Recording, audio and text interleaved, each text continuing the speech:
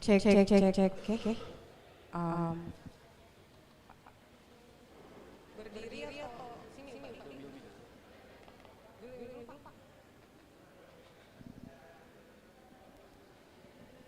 Oke. Bismillahirrahmanirrahim. Assalamualaikum warahmatullahi wabarakatuh. Ladies and gentlemen, so sorry before guys, because this is our course, so we have to use English. So all our students, please, I will talk really slow, so you can understand it very well. So please have attention. It's just because we have a guest from another country, from Malaysia. So have a respect. Don't be too nosy. And pay attention of what materials will bring by our guest speakers. Ya, bisa ya? Bisa atau tidak? Oke. Campur. Oke. It's okay. Okay, I will begin shortly.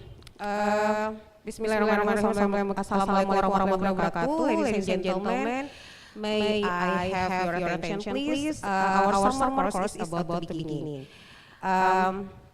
Thank you very much. Please prepare yourself. Please, you can have a note or pen to write down whatever our guests or speakers will deliver this today.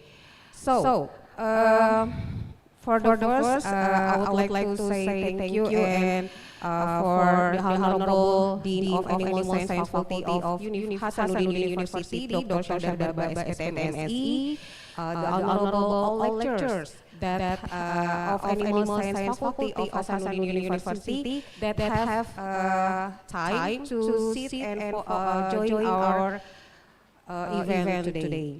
And of course, the honorable all participants, our students who have time today, sit here and join our summer course. Anyway, this is the last day, our summer course, so please have attention. And I am Aulia, will be MC and moderator for today's event. I'm very pleased to see you here and welcome all to you, the participant of summer course of Animal Science Faculty, Hasanuddin University 2024. Please clap tepuk tangan dong semuanya. Terlalu sunyi.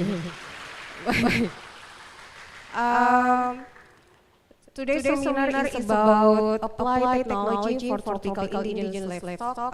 This is the first time ever our faculty, our Animal Science Faculty, held summer course 2024 using English. So I think this is never have happened before. This is the first time, and we hope it will be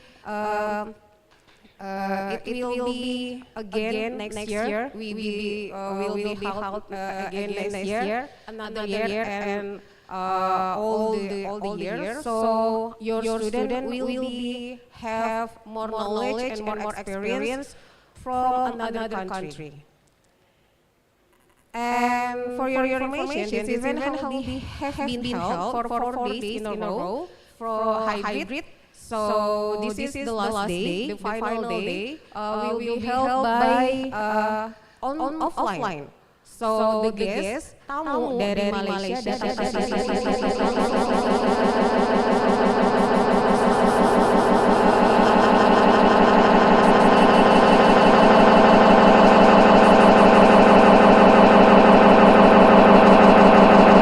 also we have 4 students here. Please stand up, please. So we have 4 guests from UPM and from UNISA. So thank you so much. Please have a seat. So these students from foreign country, from Malaysia. So they are Hasanuddin University. Jadi mereka berempat juga akan main-main selama mereka di sini. Maksudnya adalah mereka akan belajar juga bersama kalian, melihat aktivitas, looking around our campus, and dan jalan-jalan untuk melihat apa saja yang ada di Sulawesi, khususnya di Fakultas Peternakan. Oke. without further ado, before the event begins, let me inform you how the presentation will be going on. First, the speaker will be invited to present the material. After that, there will be a question and answer session. So the event will be doing by parallel, sir. Miss. So after Dr. Mamat, maybe the first will present their material. After that, Dr. Noor will be present our material. After that, the last one will be the Q&A session. So after that will be conclusion and the end of the event for today. Okay, so before we begin, there will be a welcoming speech by our Dean, Dr. Syaheera, to opening our event for today. So maybe we will Dr. Syaheera as a Dean, and maybe the speakers may you have a seat in the front so we can start our event. Please move forward.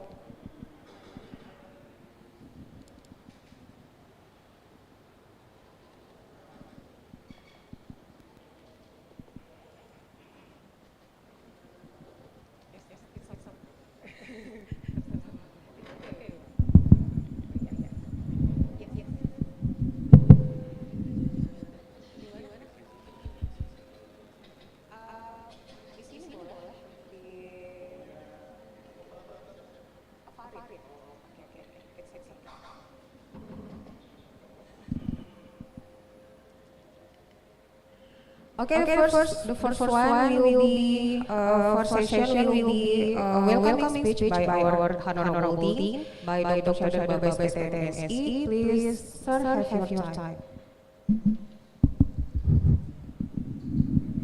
Thank you very much, Miss Aulia. Terima kasih. Assalamualaikum warahmatullahi wabarakatuh. Alhamdulillah, syukurlah, la haula wala quwwata illa billah, Allahumma shalli ala Muhammad wa ala ali Muhammad. First of all, honorable to our speaker today, Dr. Mamat and Dr. Syaheera.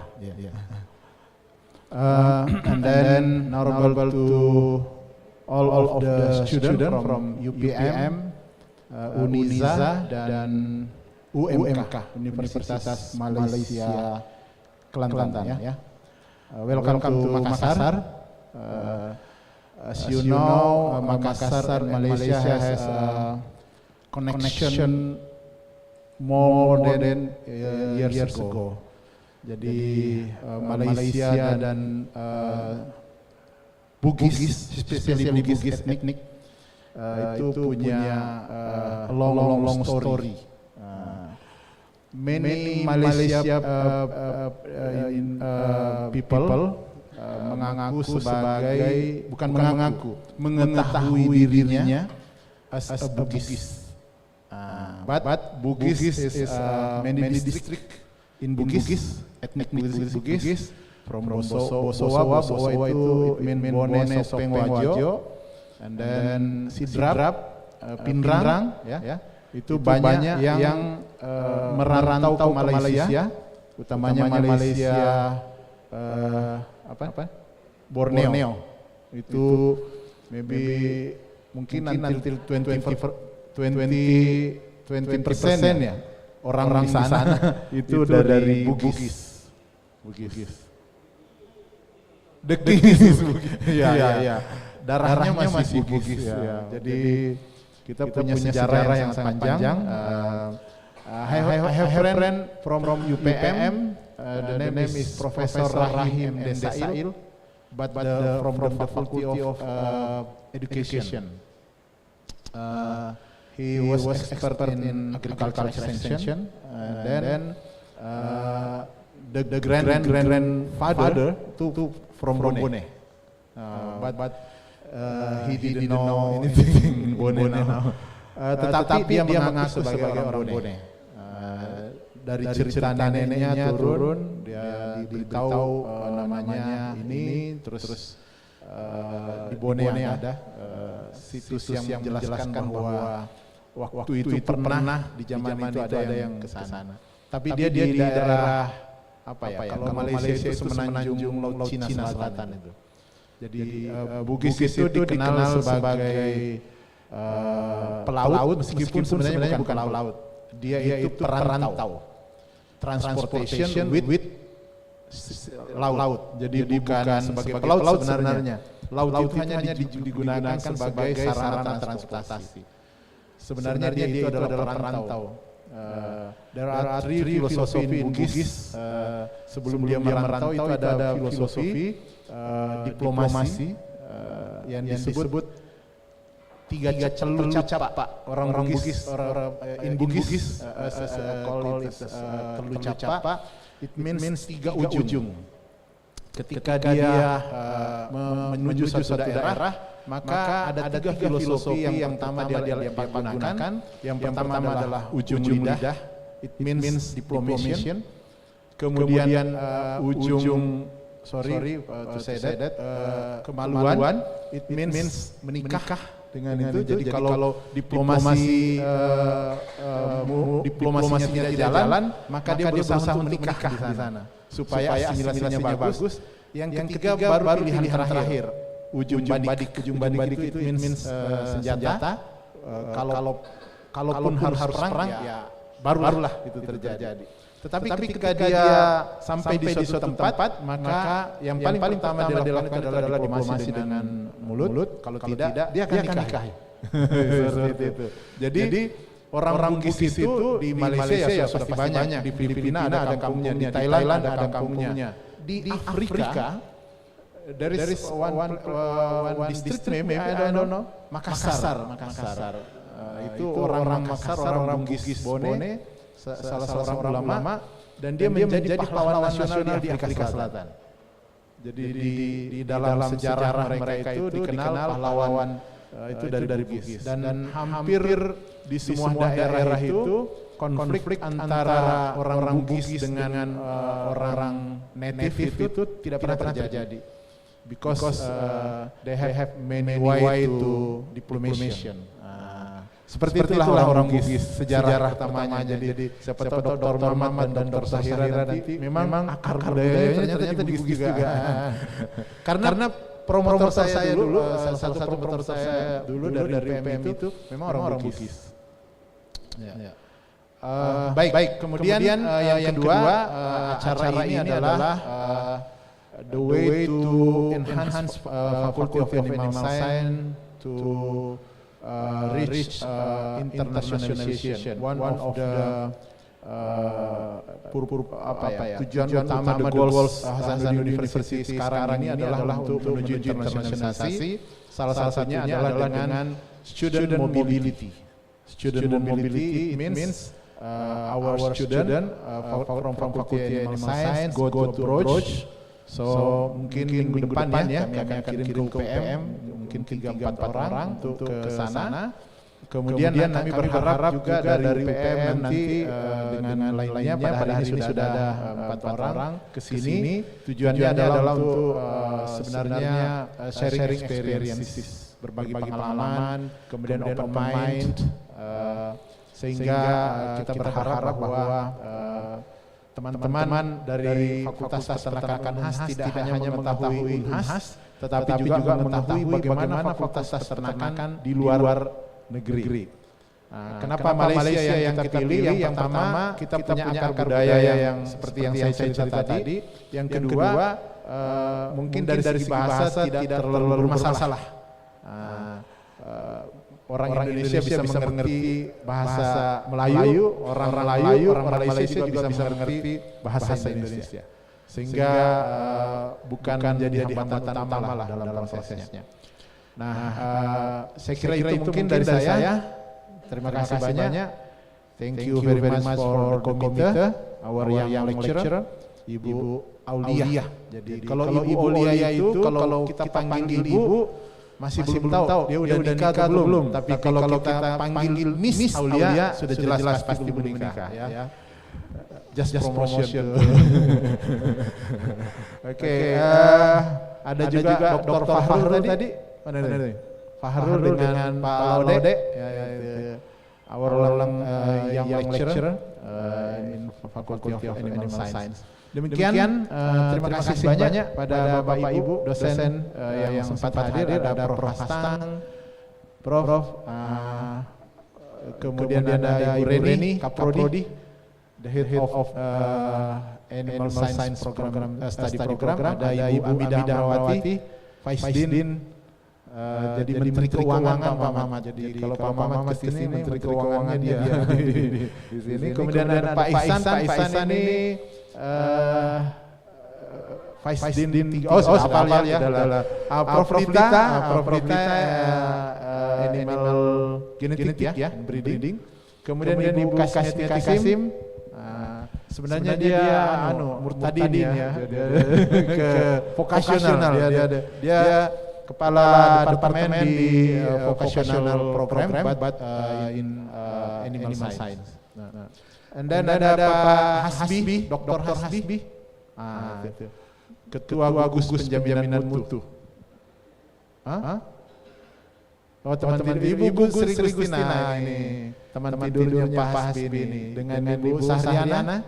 Jadi kita sering mengajarkan untuk menghindari yang namanya inbreeding. Tetapi di Fakultas Peternakan ada beberapa yang inbreeding, nggak apa-apa. Inbreeding juga bisa berat positif kan? Ketika dia seleksi yang baik kita ambil, bisa berat baik. Mudah-mudahan ini baik hasilnya. Itu mungkin kemudian ada juga one of PhD student from Sudan. Please stand up. Oke. Siapa lagi namanya? Sadam, Mr. Sadam. Jadi kami punya international student for PhD from Sudan and from Timor Leste. Tapi dia harus bisa berbahasa Indonesia dan sampai hari ini sudah mulai bisa berbahasa Indonesia. Ya. Baik, itu mungkin dari saya. Terima kasih banyak. Ada Pak Hatta, Dr. Muhammad Hatta dan Pak Indra Wirawan juga yang lecture. Terima kasih. Dengan ucapan Bismillahirrahmanirrahim, kita berdoa acara kita bisa berjalan dengan lancar hari ini dan mendapat berkah dari Allah Subhanahu wa taala. Demikian, assalamualaikum warahmatullahi wabarakatuh. Waalaikumsalam warahmatullahi wabarakatuh. Thank you so much, Dr. Syaheera, or Professor ya? Professor Dr. Syaheera WSTMC. Too much information anyway but thank you so much. Now we move to our main session. Maybe the first session will be delivered by Dr. Mamat. It's okay? Okay. First of all, I would like to introduce our speakers for today. So the handsome one is Dr. Mamat Hamidi Kamalludin from Universiti Putra, Malaysia. So if you may have stand up, please. Yes. So sorry. So this is Dr. Mamat from Universiti Putra, Malaysia, and Dr. Noor Syaheera from UNHAS, Universiti Sultan Zainal. Thank you so much. Please have a seat. Thank you. I just want to introduce you. Okay. The first, how would you like to deliver your speech? You want to stand or just sit down?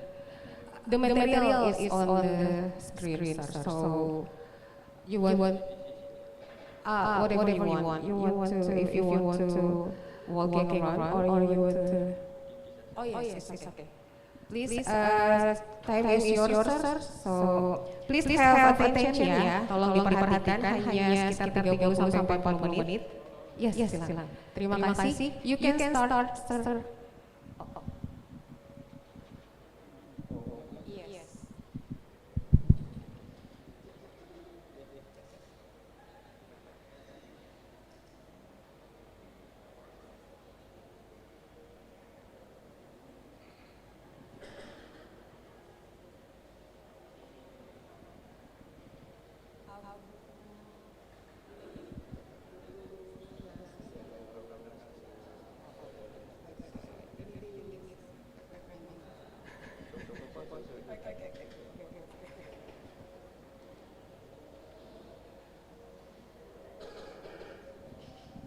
So the first start, before we start, I'd like to read your CV first. So sorry, sir. So Dr. Mamat Hamidi bin Kamalludin from Malaysia. So S1-nya itu from Universiti Putra Malaysia, bidang Biomedical Science. S2-nya Master of Science-nya also Universiti Putra Malaysia, Animal Breeding and Genetics. Doctoral Philosophy, University of Wisconsin, Medicine, United States of America in 2015, bidang Animal Science, and postgraduate diploma also. Perdana University in 2019 di bidang Bioinformatics. So, Dr. Mamat sekarang menjabat sebagai Ketua Laboratori Produksi Hewan Lestari dan Biodiversity di Universitas Putra Malaysia. So, is it correct, sir? Okay, please take your time. Terima kasih Bu Aulia. Assalamualaikum warahmatullahi wabarakatuh.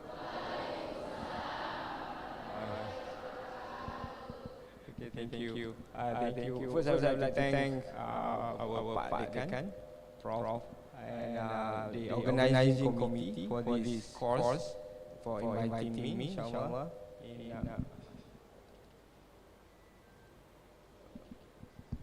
Prof Rita, Pak Isan, and all the lecturers and students. Thank you very much for welcoming me. And today I just want to talk about livestock genetics in general. It's not. I understand that this is not one of your lecture. I'm very sure that Pak Isan already taught you a lot about genetics, animal genetics, and so on. Including Prof Rita in animal breeding, I guess. So I will talk about livestock genetics in general and. Okay, our focus will be the aim of genetic livestock production, some about the animal breeding, because you know things about genetics, and of course we want to make use of it. So in livestock, in industry, livestock science, we will use it in animal breeding, right? And I will talk and show to you some of our genetic work, right?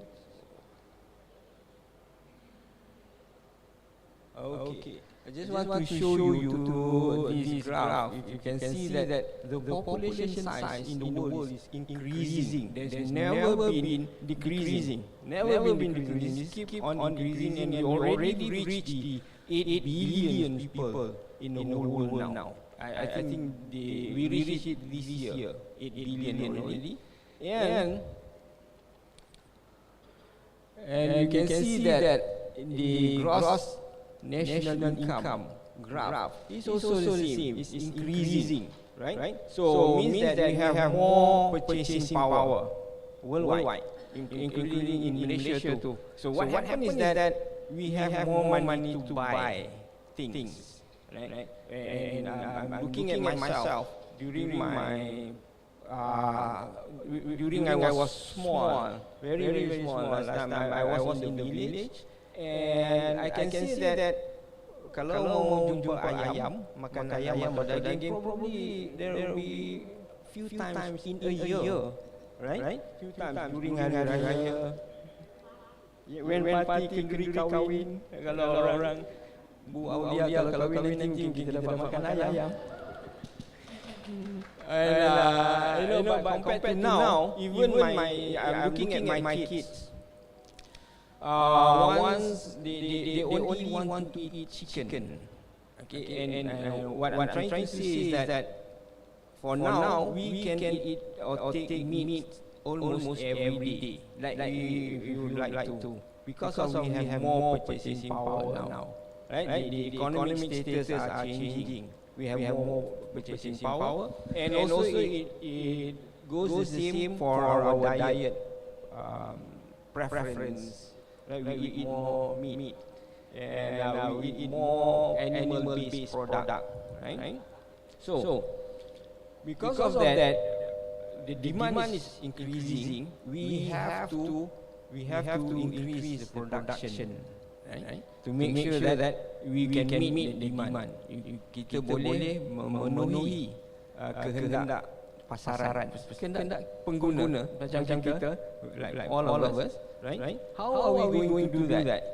How to increase the production, right? So here, I would like to show the graph of. I cannot read that, but the production of meat, if I'm not mistaken, worldwide. You can see that the green one here, the Asian countries, right, shows very significant changes. You know, from the start in 60s, I guess, we produce about maybe 10 million tons of meat, but now in the 2022 or 2010, it's increasing more than 10 times, right? It's almost, I guess, 150 million tons. Okay, so the production is increasing. How did they do that to fulfill the increasing need? Lebih ramai orang yang makan daging berbandingkan sayuran zaman dulu. I know maybe some of you dulu mungkin lebih banyak makan sayur daripada daging, including me, masa zaman kecil-kecil dulu. Because we don't have money to buy meat, right? Very expensive. Tunggu hari raya. Maybe among the students, I think it became normal now to have meat daily, but not for us. So you can see the past is different, right? So if you want to fulfill the increasing need, there's two ways that we can do. Whether you increase the number of animal or you increase the size, right? As for in Malaysia, the number might not be increasing. It's hard to increase them because we have a very limited land. Malaysia itu kecil saja. Kalau bandingkan Indonesia ni mungkin beratus kali ganda agaknya, kan? So di Malaysia is very small. So it's limiting us to increase the number, to increase the farm. Okay? What we can do, there's another choice that we can have, is that we increase the size of the animal. We have, let's say we have 10 cows. Okay? 10 cows in two places. In one place, 10 cows that weigh around 1,000 kilogram. That size. And in another location, we have 10 cows, but the weight is about 5,000 kilogram. The number is the same, number of animals is the same, but their weight is different. Means that their product is different. They are larger, they produce maybe more meat, maybe more milk, and so on. Right? How are we going to increase that, the size? Okay. We can do it through. This is where the genetic and animal breeding come in, right? Yeah, the genetic and animal breeding. And of course, besides that, it is the management, all the environmental factors, and the reproduction science also playing the roles of increasing the production, right? So for today, I'm just going to talk a bit about the genetics and animal breeding. Okay. So this is an example. This is an old paper actually. They are comparing two different strains of chicken. One from 1957 and one in 2001. Alright. You can see that even the 1957 chicken, after 85 days, not even as big as the 43 days of 2001 chicken, right? And the 85 days version is almost like a loaf of bread. That's seperti sebungkus roti. Tak macam ayam yang kita punya di tahun 1957, right? How did they do this? Okay. And also if we look at the graph, this is actually two strains. The blue one is 2001 chickens and the red one is 1957. and fed with two different diet from 1957, diet from 2001. Okay, and the straight line is fed with 2001 diet, and then the dotted lines are fed with 1957 diet. The difference is not that much. They have difference. The 2001 diet is better compared to 1957, but the strain itself, okay, the chicken itself, there are huge difference between these two strains, 1957 and 2001, right? What happened? Right, so the new chicken can grow in shorter time, lesser feed intake, and better FCR, feed conversion ratio, right? Their production rate is different, is large compared to the old one. Okay, this is because of the manipulation, human manipulation by animal breeding actually. Alright, before we can do that, of course, we need to know genetically how the information about these breeds before we can use and manipulate that information for to be used in animal breeding. Right? And basically, this is actually the selection. Okay. Later on, we'll talk more on how we can do selection based on old time. They just use the phenotypic data by their observation. We think that larger animal will produce larger offspring, right? Larger animal will produce larger offspring. Yang lebih menghasilkan lebih banyak susu, kita assume that dia akan menghasilkan anak-anak yang menghasilkan banyak susu. Generally, is correct, is true, right? But how? But why? Right?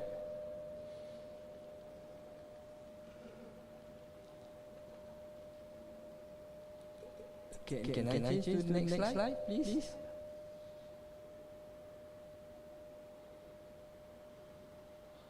Okay. Back to the Mendel, the old one, popular one, right? You have learned about the law of dominance, law of independent assortment, law of segregation. I'm sure you have learned that, right? So what Mendel found is that these are the parents, okay? The parental generation. One is tall, another one is short. Okay, when we cross between the short and tall plants, they are producing all tall offspring. But in the second generation, okay, both of the phenotype can be seen, both dwarf and also tall. Okay, why? This is where I think you look back to your lecture notes, previous lecture note. This is where they found the theory of dominance, where one of the allele, one of the genes, suppressing expression of another one, okay, and law of independent assortment, where the chances of any of the offspring to receive any of the two alleles are independent, and law of segregation, where we have deployed pair of genes for each individual, especially for animal. But for plants, sometimes they have more than two, right? But for animal, we have two allele. Right? And they will be segregated during the meiosis. Right? So each of the gametic cells, the sperm and also the egg will receive one allele randomly. Right? Randomly.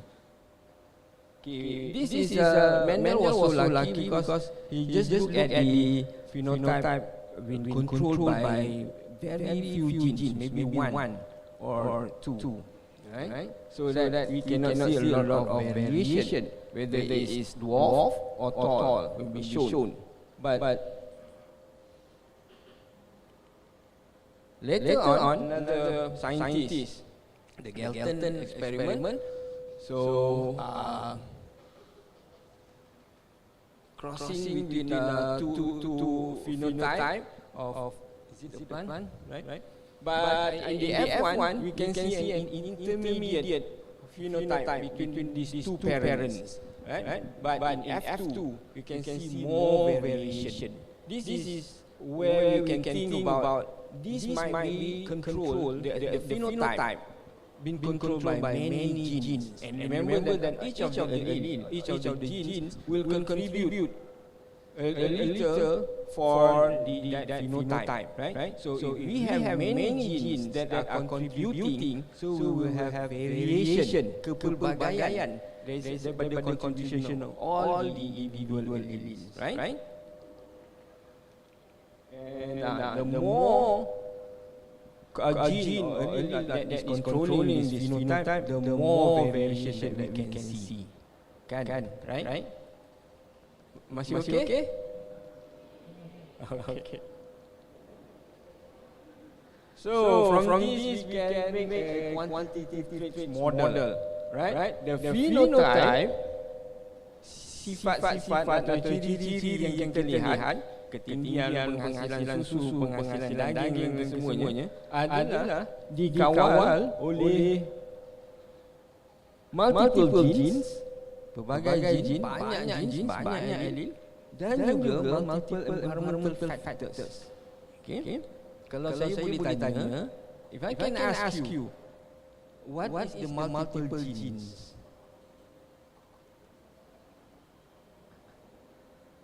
Pak Isan memerhati kamu. You better answer my questions. Okay, multiple genes. Okay, I will answer that first. Multiple genes adalah pelbagai genes yang mengawal atau menyumbang kepada phenotype genes, DNA sequence yang kita dah belajar, right? What is the multiple environmental factors? Apa yang boleh kita anggap sebagai environmental factors? Environment. Bagi contoh, please.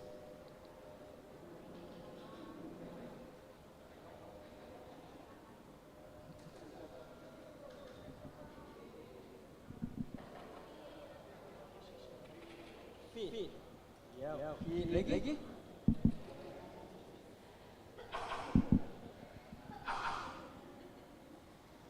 Ada lagi yang mau menyumbang? Ya. Suhu temperature. Okey. So suhu, makanan dan sebagainya. In general, the environmental factors is actually everything except for the DNA, except for the genes. Everything else. Suhunya, makanannya, pengurusannya di livestock, di ladang-ladang dan musim dan sebagainya. Kesemuanya melainkan genetik. So we come up with this model, variation of phenotype. Pelbagai phenotype ini adalah dikawal oleh variation of the genetics, the multiple genes, and also variation of the environment. So variation of these two elements will make the phenotype to be very berbagai. Okay? Macam kalau kita lihat pada diri kita sendiri sebagai manusia. Okay? Kita tengok genetik yang kita terima dari ibu dan bapa kita. Okay? Dan juga environmental factors yang kita terima dari kita bayi sampai sekarang. Disebabkan itulah kita lihat tak ada orang yang serupa. Kan? Tak ada kan? Kalau pun serupa, let's see one example. Okay? These are the model. P equals to G plus E. Genetics plus environment. Okay? Di gambar ni adalah identical twins. Kembar seiras. Semuanya adalah identical twin. Termasuk juga yang pasangan ni. Dia kahwin identical twins, kahwin identical twins. Okay? Walaupun mereka kembar seiras. Kembar seiras ni lebih kurangnya adalah version of copy and paste. Kan? They theoretically they have the same genetic sequence. Sama. Dia berasal dari satu sel terpecah, mempunyai karakteristik genetik yang sama, terpecah. It's a copy of both, right? Individual yang bentuk kepada dua individu yang berbeza. Jadi theoretically genetiknya 100% sama. Walaupun baru-baru ni ada paper mengatakan sebenarnya even identical twins tak sama.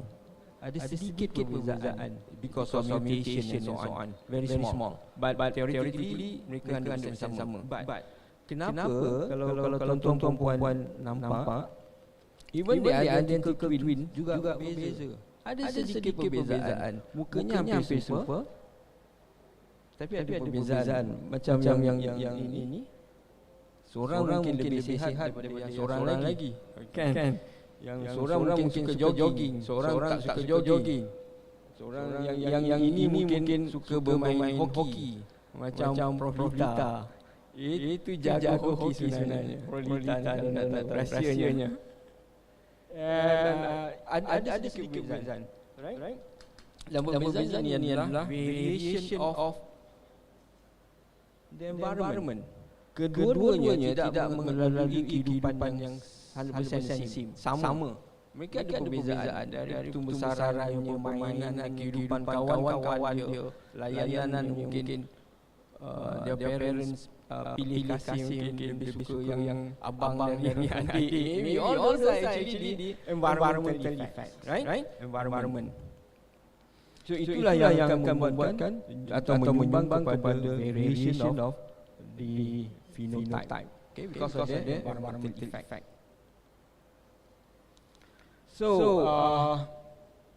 importance of genetics in agriculture. Kenapa kita perlu tahu genetics dan juga we use that, we manipulate that for what? For improvement, right? Especially in improvement of the producing breed. Kita nakkan haiwan yang lebih produktif, lebih menyumbang, lebih menghasilkan banyak daging, banyak susu. So we get to know their genetic characteristic. We know which genes that are controlling the production rate. Gene mana yang akan menambah, right? So kita akan buat selection based on those knowledge. And we want to increase the efficiency of the production.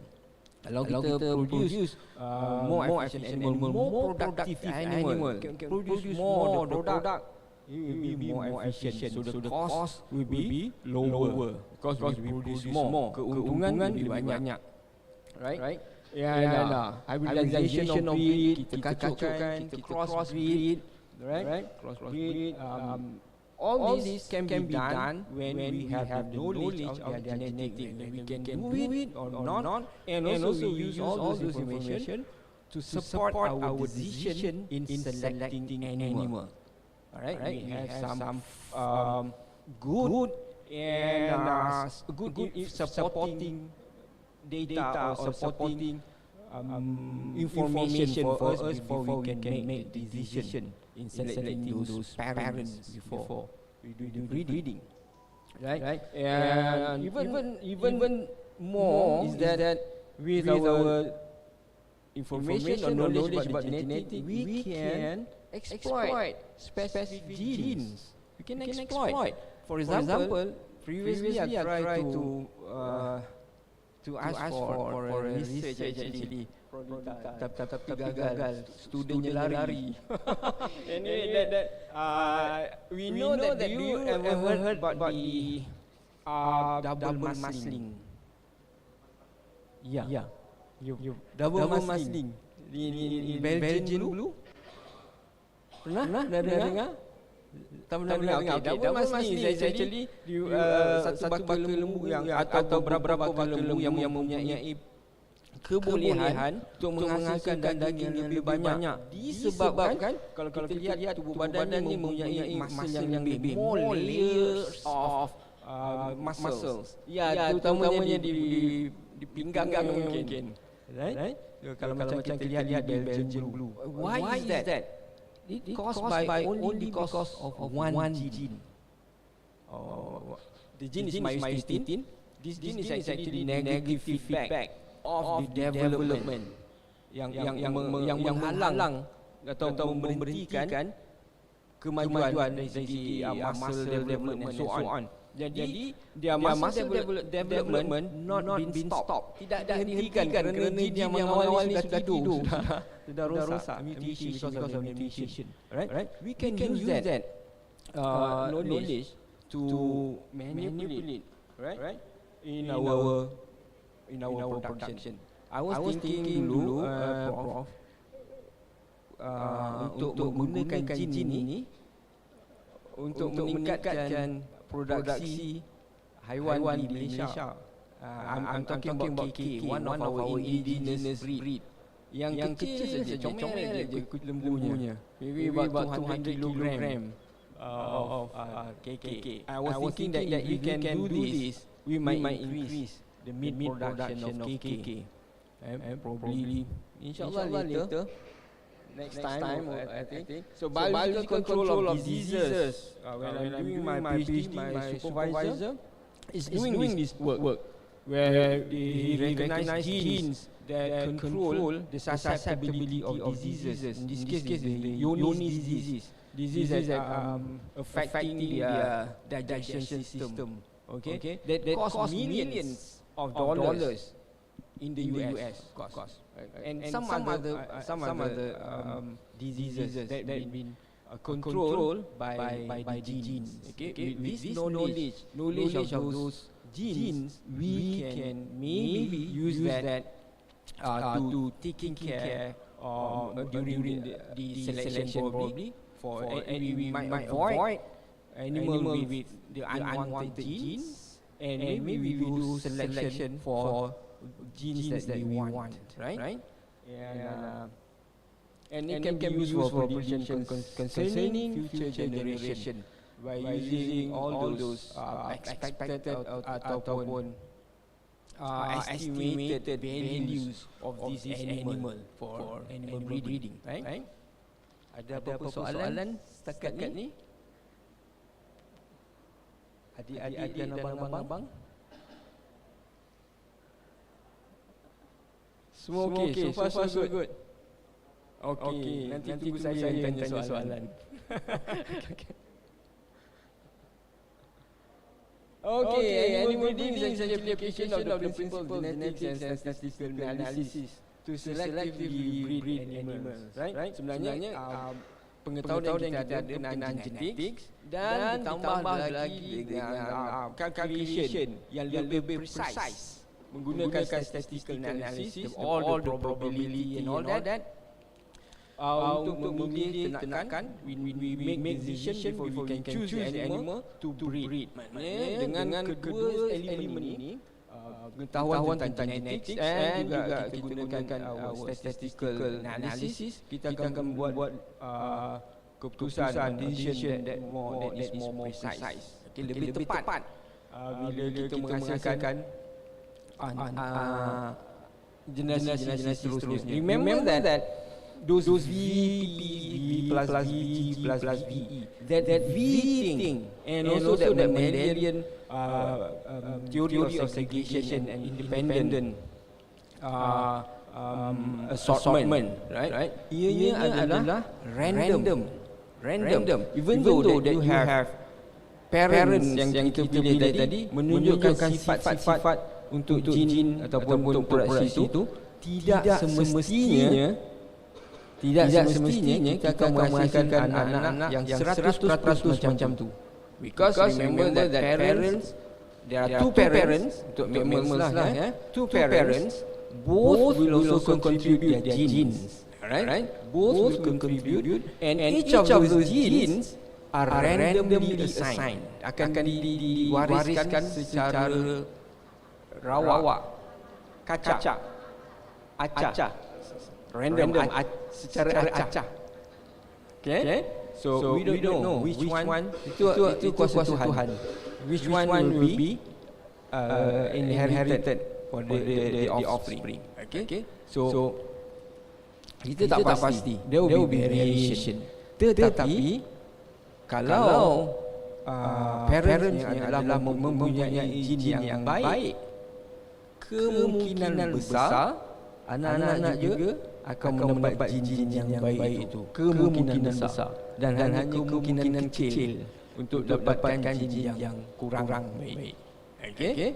So then to make our decisions more accurate, we use that statistical analysis untuk memberikan kita justification and supporting data, maklumat yang menyokong kepada keputusan yang kita buat dalam pemilihan. Okay?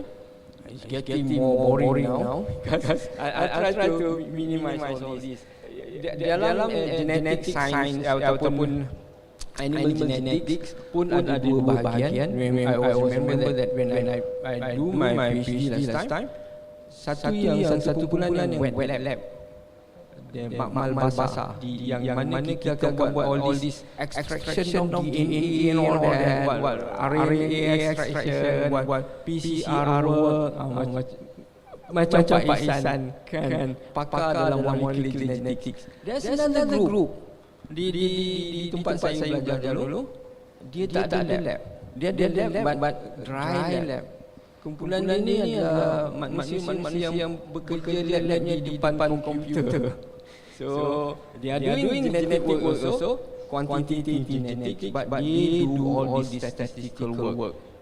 They guna all computer programming to analyze, right? What they got from the wet lab, from the molecular genetics ini. Ya, macam Profita. She sometimes I'm sure that she's a computer expert buat programming. So I'm a big fail on that. With the computer. That's why I have to take another diploma actually back in 2019 in bioinformatics to help me to review and to refresh back knowledge in using the computer to analyze actually. Yeah. And so what's good in animal breeding is that when we use the information, remember that we have genetics and also environment that influencing the phenotype, right? The environment can be changed, it can be varies, alright? When the environment is good, the feed stuff is good, animal is good. Alright, lebih gemuk, lebih banyak susu. Tapi kalau tahun-tahun yang katakan kemarau, tumbuh-tumbuhan tak bagus, quality is low, then the animal production also will be decreased, right? But the changes that you made using the genetic material, the DNA, the genes, it will be permanent. Generally, it will be permanent. Alright? Kalau kita dapat satu haiwan yang ada double muscle tadi, anak-anaknya pun ada double muscle, it will be continuing for many generations. It won't be changed unless you introduce a new genetic material for that, right?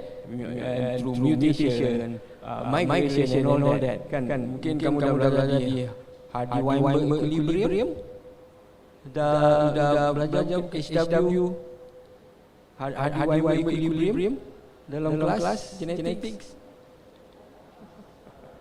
Udah. Iya, materialnya Pak Ihsan. Okay. And that's all those factors, but the genetic will be consistent, not changing. Okay. This model is just an introduction. I'm not sure how many minutes I still have. Bu Aulia berapa minit lagi, Bu? 10 minutes, sir. I'm sorry for that. So this is a selection model. We choose the best from each of the generation. This one is the parental generation. Choose the best, the biggest one, and then each of the generation you can see that they will be increasing in their size. In fact, in one generation here, okay, there is an offspring that even microphone dah macam tak setuju lagi. Hang on microphone. So even better or more superior than the parental generation, right? So all that they maybe mutation and over-dominance effect and so on, right? So animal breeding is to improve the size and quality by there's a lot of things by selection, marker-assisted selection, gene editing is new. This is new technology. When you can change genes, if you want to know more, you can try to find CRISPR-Cas9. That's the latest one where you can cut the gene and change it with another sequence. Change the sequence. So we will change the effect of that gene. Okay, but you have to know those information about the genes, right? Feed technology and of course all the reproduction, management and all that. Okay, you can help to improve. And I want to talk about a bit on the breeders' equation. When you do animal breeding, if you want to look at the changes of breeding or genetic value, okay, changes that we want to see when you do selection and all that are influenced by these four elements, four factors. Okay, first one is accuracy, intensity, variation, and generation interval. So you have to increase the value of the nominators, okay, increase the accuracy of selection, intensity of selection, and genetic variation, and you have to reduce the generation interval. You do that, the changes will be increased, right? You increase the denominators, you decrease the denominator yang bawahnya. Naikkan yang atas, turunkan yang bawah. Okay? Increase the accuracy of selection. Maknanya kita buat selection, kita tak tahu secara tepatnya bagaimana anak yang akan dihasilkan. Right? Tapi dengan pengetahuan genetik, like molecular marker and all that, you akan lebih dapat ketepatan dari pemilihan. Maknanya accuracy of selection is that when the whatever that you expect to get and you get it. Apa yang kita jangka dapat dan kita dapat. So means that the accuracy is high. Kalau berbanding kalau accuracy rendah, bermakna kita mengharapkan dapat contohnya 100, tapi kebanyakan yang dihasilkan semua mungkin bawah 50. So that is accuracy, ketepatan pemilihan kita rendah. So increase the accuracy of selection and increase the intensity of selection. More intense, how choosy you are as a breeder to choose your animal. Katakan kamu ada 100 ekor lembu. You are a very choosy person, breeder. Kamu pilih hanya 5 yang terbaik untuk breed. Berbanding dengan satu dia lagi pilih 20 ekor yang terbaik. So the accuracy and the intensity is lower. So the more intense, the more choosy you are, you will be increasing the genetic changes, right?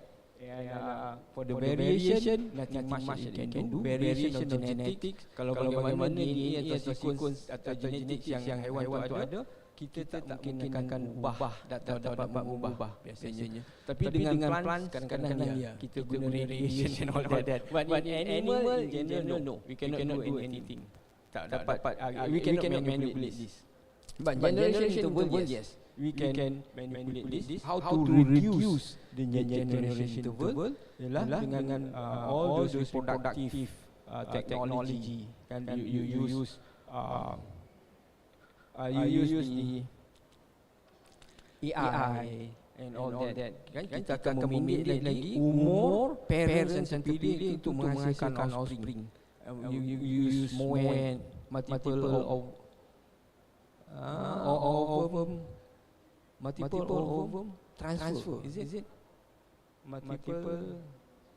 Kita menghasilkan lebih banyak telur dari haiwan betina untuk super ovulation and then untuk transfer ke dalam banyak ibu-ibu tumpang. So dia mengambil masa lebih pendek untuk menghasilkan offspring yang lebih banyak. So that you will reduce the generation interval.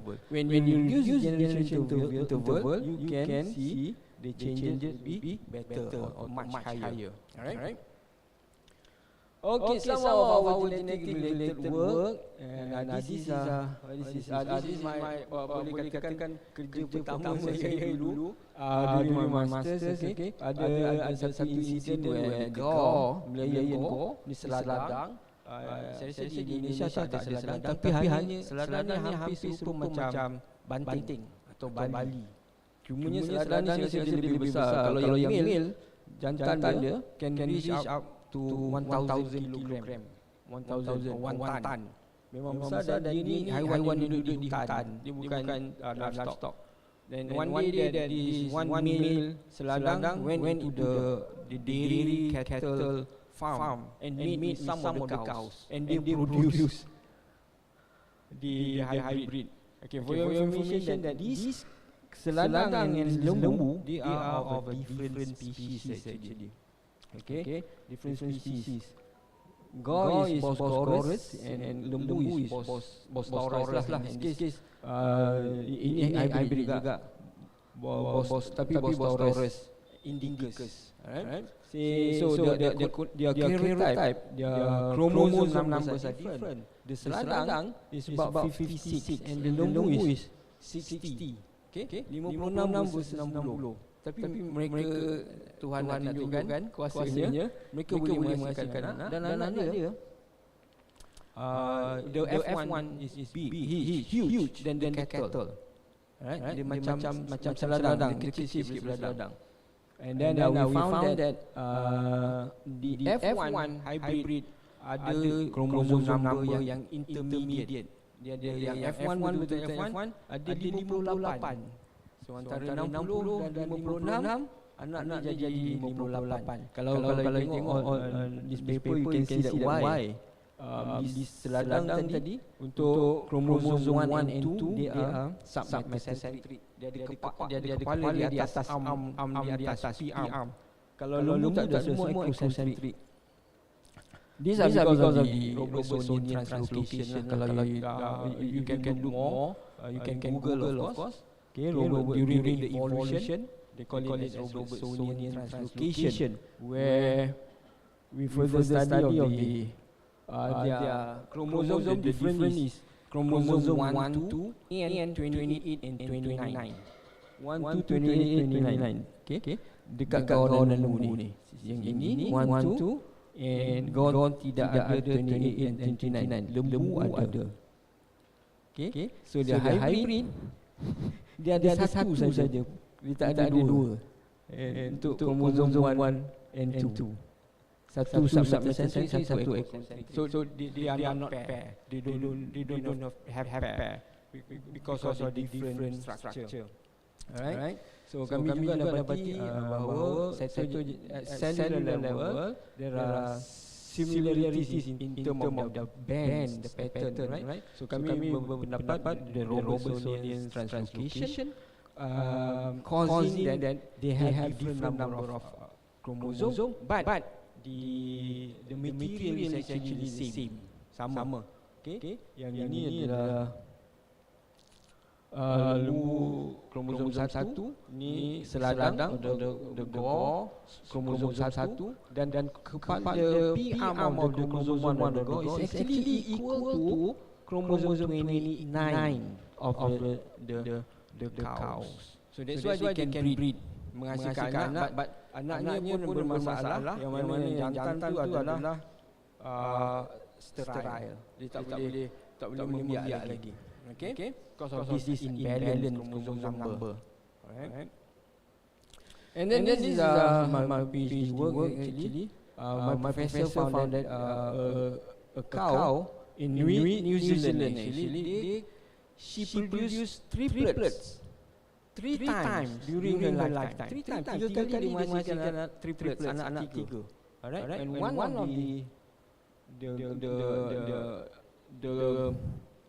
one of the sire boleh hidup dan dia import the semen, come back, bring it into the US and they try to breed it.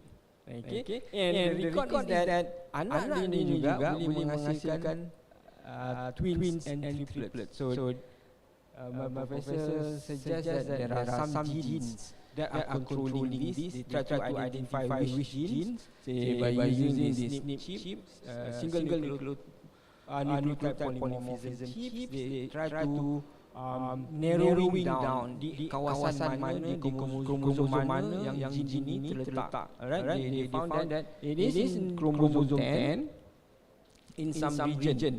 Dan dalam region tu sebenarnya ada lebih kurang 7 genes yang terlibat. So we try to identify which gene.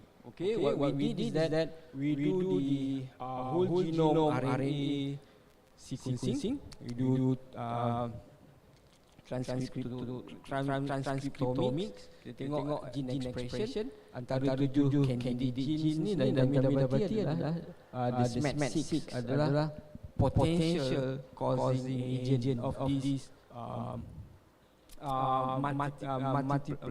multiple ovulation rate. Okay, so that's why dia menghasilkan lebih banyak telur, bukan satu saja dalam satu cycle. Mungkin katakan 2 dan 3, mungkin dia akan dapat anak kembar ataupun anak triplets. Okay, and these genes are involved in the TGF-beta pathway. Okay, yang akan you can read more about that. And what is okay, besides that, we do telomere length as stress biomarker. This is one of my PhD students' work. We look at the heat stress and feed restriction stress, and we use the telomere length. Anak-anak semua tahu kan what is telomere? Telomere ni adalah di hujung kromosom tu, di setiap arms of the chromosome. Di penghujungnya ada telomere. What's the function of this telomere? Untuk menjaga keselamatan atau kestabilan kromosom ni, dia very condensed like cap. Macam kita ada dengar yang pusing itu kan double helix. At the end, dia mesti ada satu benda yang mengikat, or else this double helix kan boleh terbuka kan, dan jadi kerosakan pada kromosom tu. Okay, so this telomere berfungsi sebagai penjaga keselamatan, the structure, the cap. Alright, so kita menggunakan telomere length sebagai biomarker untuk melihat tahap stress animals. You know that stress can come from the feed restriction, the heat, the temperature, and all that, bad management and all that. Okay, kalau nanti tunggu di hampir hujung semester, nanti ada final exam kan, mungkin masa kita boleh tengok telomere length dan mengukur stress student untuk menghadapi final exam kan. Right. So these are some of the work we work with chicken, we work with COP 500. Great. And we continue again my another student looking at 3 breeds. Previously we looked at the COP 500, now we are looking at COP 500, Saso as the medium producer, medium growth, and our ayam kampung, new ayam kampung as the slow grower. So fast grower, medium grower, and slow grower on heat stress. Alright. He's preparing, submitted his thesis already, and now preparing for the paper. And I have another student, my lab, another PhD student. She will continue his work looking at the heat stress on breeder chicken of our ayam kampung, and we work with some minerals as antioxidants and anti-stress. So we want to see what's the effect of these minerals. Normal one in the nanomolecular one. So still we just start the work now, inshallah, and later on we will see inshallah in the publication. And we also test some of the telomere length work with some other students. These are students that I co-supervise. Okay, on this one is in horses. Okay, we use telomere length in horses. And this one is in, I think, in chicken also. but we use the brachiaria decumbens. This brachiaria decumbens actually have high saponins. If you feed a lot of brachiaria decumbens to the goat or the sheep, they will give negative effect because of the saponin. Okay, if you feed them too much of this, it's bad. But if you feed this to the chicken, it's different. It's better because you can see that this is the control. This is the positive control. These are chickens been fed with the brachiaria decumbens, and the concentration is higher at the NT6. Okay, but they are not significantly different. But we found that their telomere length is longer compared with control and positive control. Means that they are happier compared with control. So that's why you can see yang kampung kadang-kadang they are happy makan rumput, right? So naturally they use that rumput. Okay, and we found that this is because of probably the saponin, right? And this is another work of one of my PhD students. From Sultan, Pak Isan, Noor also, and me, first paper previously, using microsatellite on kacang, and we can see that our kacang is near to those goats from China and so on, right? And in our second paper, she's working on that. We are using the mitochondrial DNA data. Okay, and we are observing the same pattern where our kambing here is near to what from China and so on. Okay, maybe zaman dulu waktu perantau ataupun pedagang yang membawa haiwan dari negara asal dia menyebabkan integration of all these genes in our animal. Okay. Ini adalah one of my PhD students still working on it. This is his first paper berkenaan dengan kajang cross with power. So we look at the for the data, the growth data, look at which model that can represent the growth model for this breed. Okay.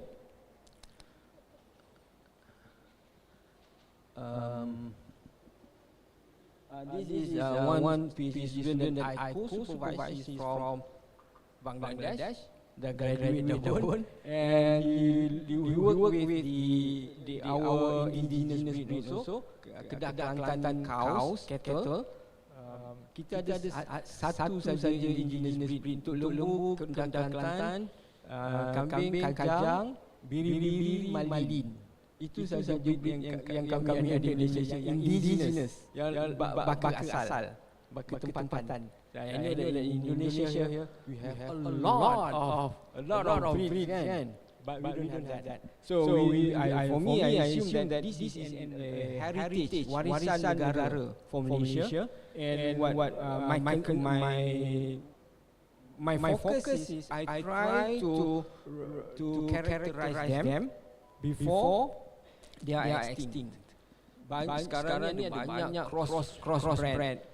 Most of the farmers want to produce larger animal, good performance animal. We crossbreed them without control. Kita kahwin dengan lembu-lembu import. So harapannya menjadi lebih besar. Tetapi baka tempatan walaupun in term of production rate they are not that superior, but they have high adaptation to our environment. Sangat tahan. Malaysia juga panas dan juga humid. Kalau kita bawa baka-baka dari luar negara, they cannot perform. Even though dekat negara asalnya dia sangat bagus. Contohnya macam Holstein atau Friesian kan, di negara asalnya mungkin satu hari 30 ke 40 liter susu yang dihasilkan.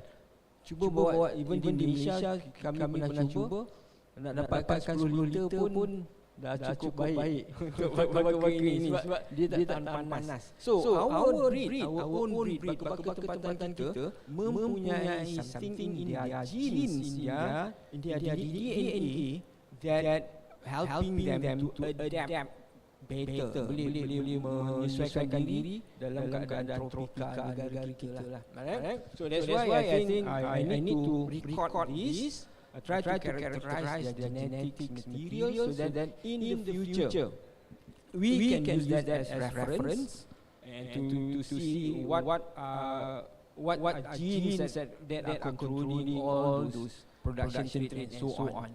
Sekurang-kurangnya menjadi warisan.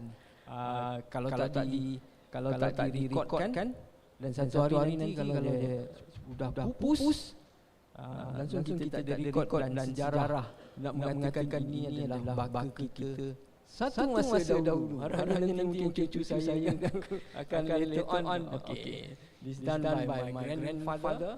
So he recorded this, so we are using that. Maybe you all later. Okay, as a future scientist, insyaAllah. Alright.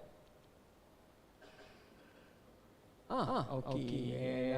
Terima kasih semua. Any question? Okay. Thank you so much, Dr. Mamat. Q&A session will be held in the last. Yes, so we have parallel after this. Miss Dr. Noor will. Okay. Please have a seat. It's okay, sir. Okay. Next. The next presenter will be delivered by Dr. Noor Syaheera binti Ibrahim from Faculty of Bioresearch and Food Industry in UNHAS Campus Besut. Universiti Abidin, Zainal Abidin, Malaysia. So she is a graduate from University Malaysia in 2009 and a master degree from Universiti Sultan Abidin in 2030 and got a PhD program from University of Glasgow, United Kingdom in 2020. Tepuk tangan dulu.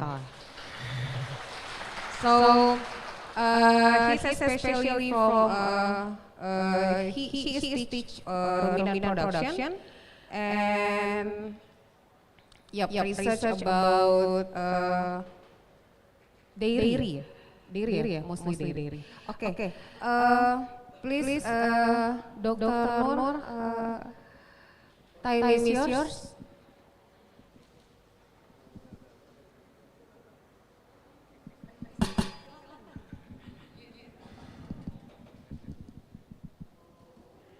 Hello, Assalamualaikum. Morning.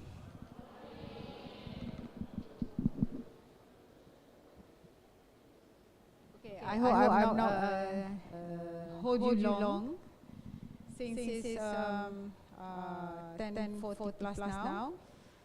Okay, so today I would like to give a lecture regarding ruminant production.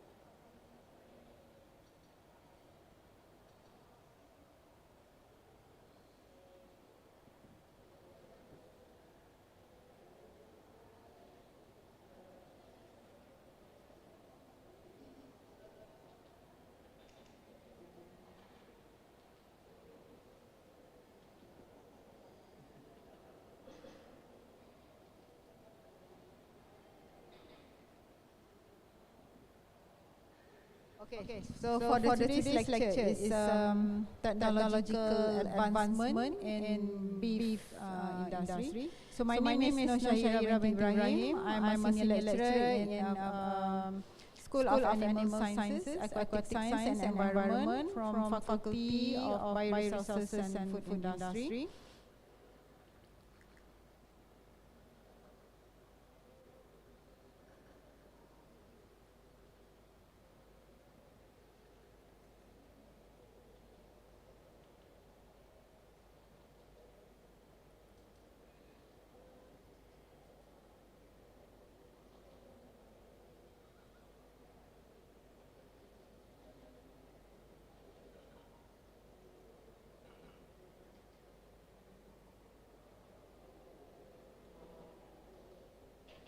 Okay. So I will bring you to the Malaysian and beef industry. So we will be talking about beef industry in Malaysia. So let's go to the overview, please. Okay, this is the overview. So in Malaysia, we have most farmers generally from the small scale. The domestic production only 2 to 30% of demand. So the rest is we have to import from India, Australia and New Zealand to make up the shortfall. However, this industry faces challenges in scaling up to meet domestic demand due to limitations in land, feed resources and local breeds. Okay, next. So these are the main challenges in the livestock industry. It could be different from here in Indonesia. So the first one is limited land. So in Malaysia, if we want to keep the animal, we have to have a very big land. So this is very hard to get land in Malaysia because the high is so expensive to buy the land. And then the second one is high quality beef cattle. It must be tough, resistant to disease and local weather.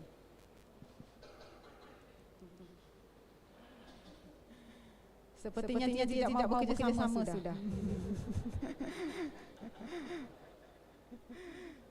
Okay, and then the next one is the pollution. Of course, when we want to have the animal farm, we have to think about the pollution, smell, river sediment, and so on. And then, if we look at the fourth point, is the high operational cost. For example, to buy the land and then to hire the workers and etc. to buy the medicine. So it's all high cost and then low budget from the farmers and also low and takes time investment return. So in the dairy production, at least the return investment could be 2 or 3 years. First 3 years, and then the diseases as well. We have to think about the first one like FMD, brucellosis, LSD, HS, and so on. And I think the disease is not agak similar. And then one more thing is high competition with imported big beef product, which is way cheaper than the local price. Okay, the next one. Okay, and these are the other issues like poor breeding practices, which leading to low productivity. These normally happen in the rural area, where the farmers, for example, only practice the natural breeding. So they don't normally do AI unless they hire from the private company to do an AI. And then we also faces like inadequate feed resources, like reliance on imports. For example, if we want to make the TMR, I'm sure you all heard about the TMR, total mixed ration. So we have to mix as well with the soya meal, soya bean, soya hull, and maize as well. And it's all come from the imported country. And then of course with the limited access technology in small holders.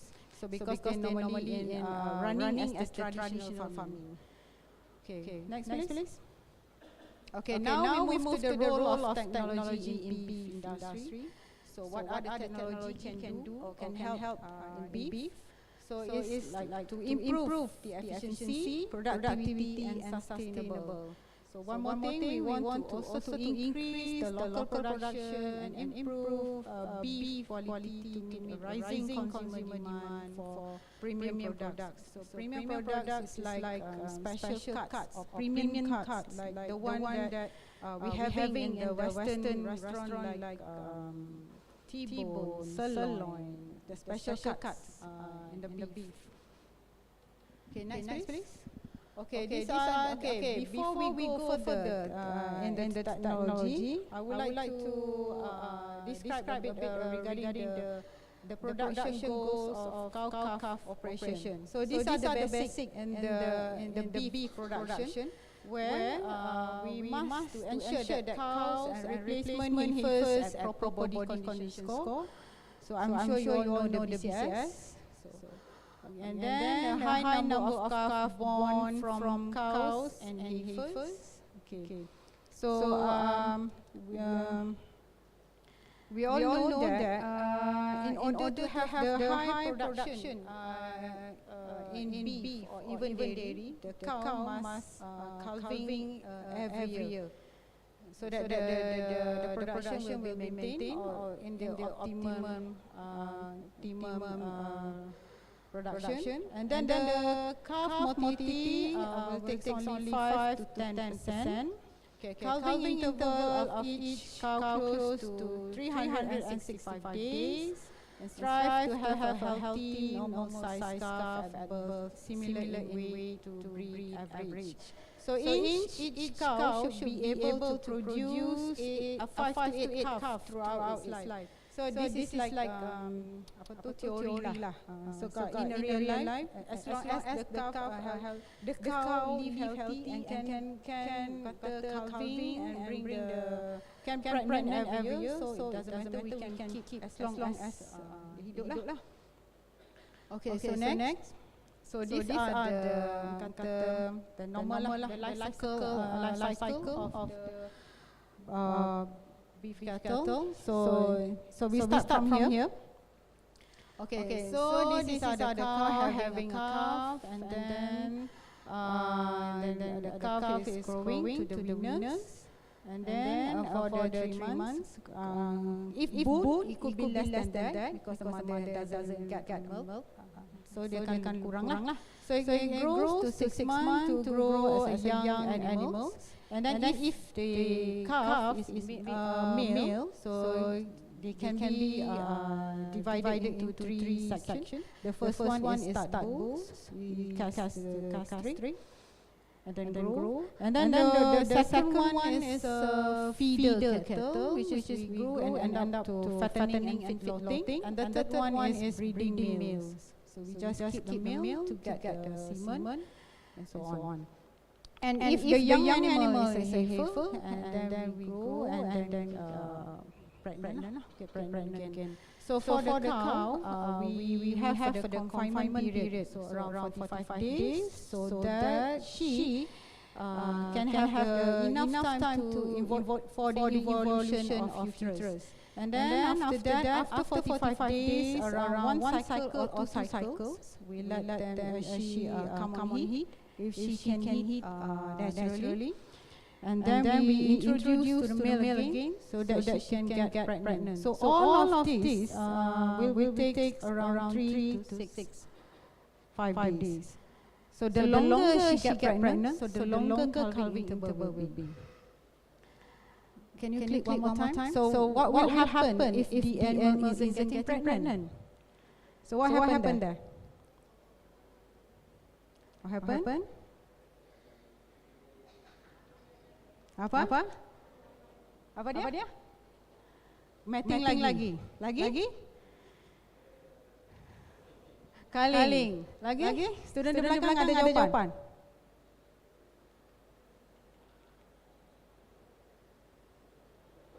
Pening sudah. So the production will be low. Because the calving interval is long lah. Okay, next. So in order to overcome this production problem, so technology advancement must be introduced in beef production. Okay, so we will discuss several technology in beef production. Okay, can you click the next slide?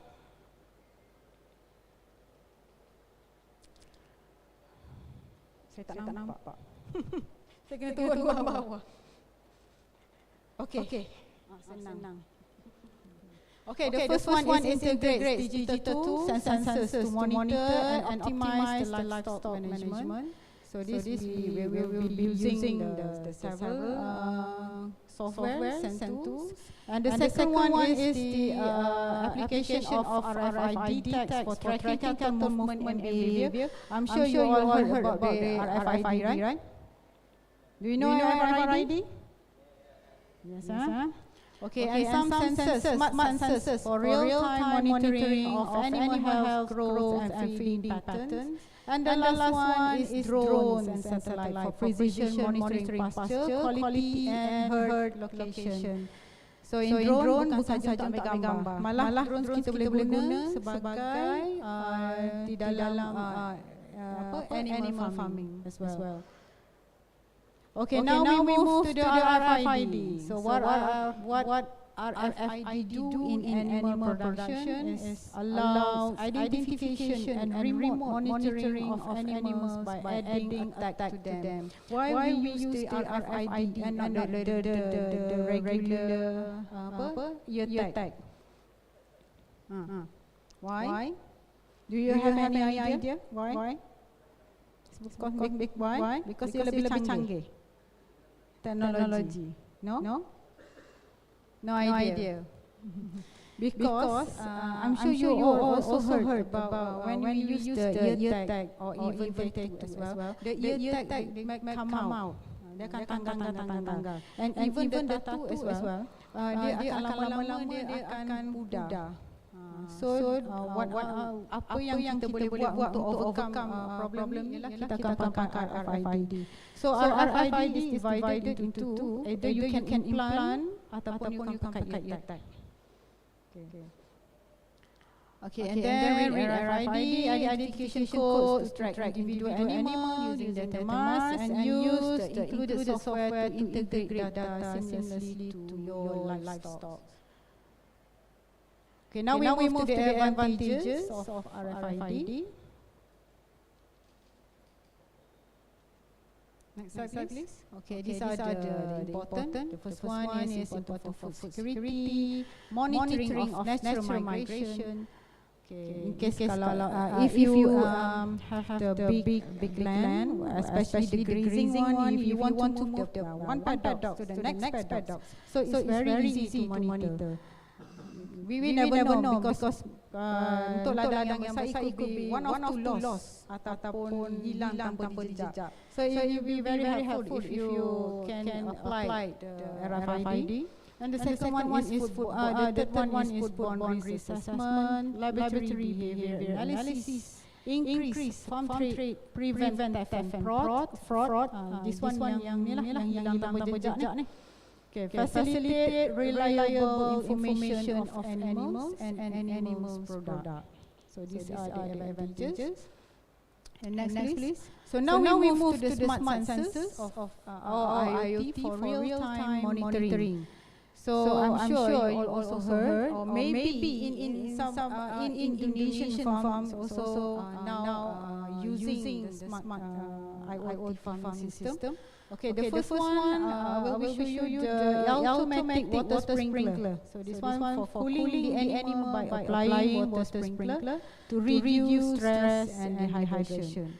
Because as we all know, we are in the very hot weather country, and sometimes when the drought season or very hot season, the animals also cannot stand the heat temperature. So what we do is we use the automatic water sprinkler. So maybe if the weather that day is very hot, let's say like over than 30 degrees, then we use the automatic water sprinkler, or even during the noon. During noon time is very hot, and we also use the water sprinkler. Next slide, please. So these are the basic system or automatic water sprinkler.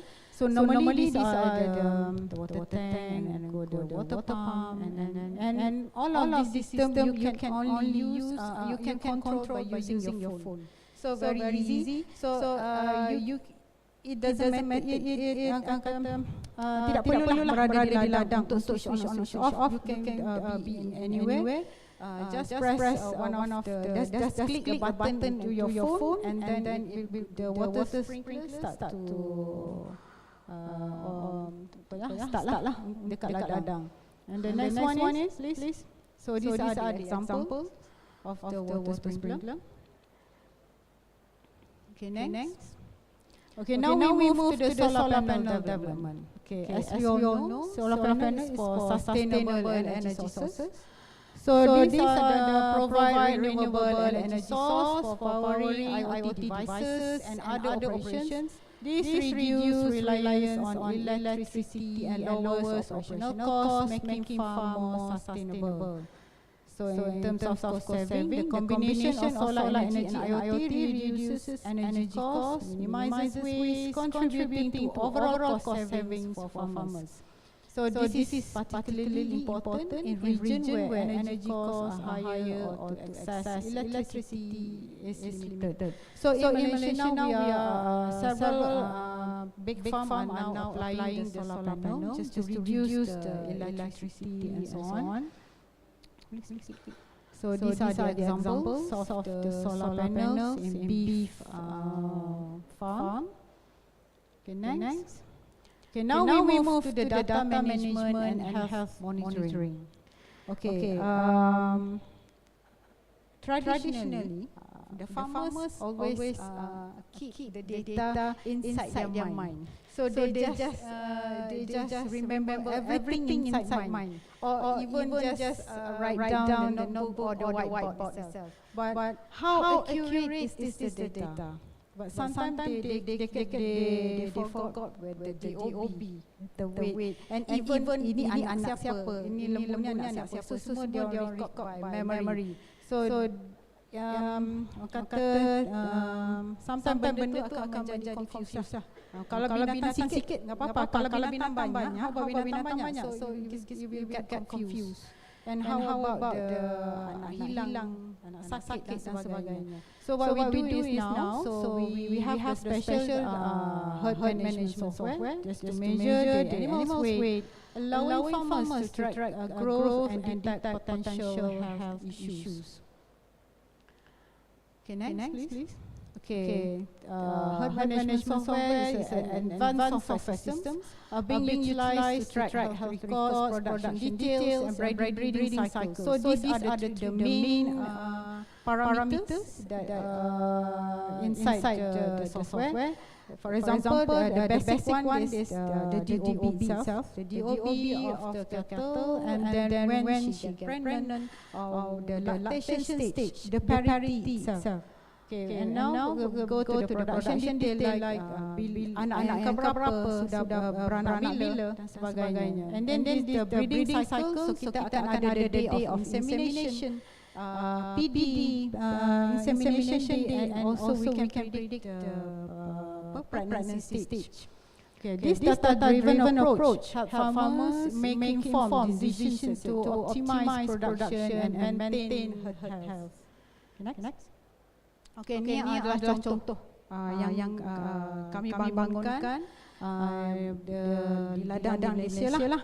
But this is the first stage ataupun elevation lah. Elevation yang mana contoh kami cuma ada total production, okay, the healthy one, the sick one, and then that.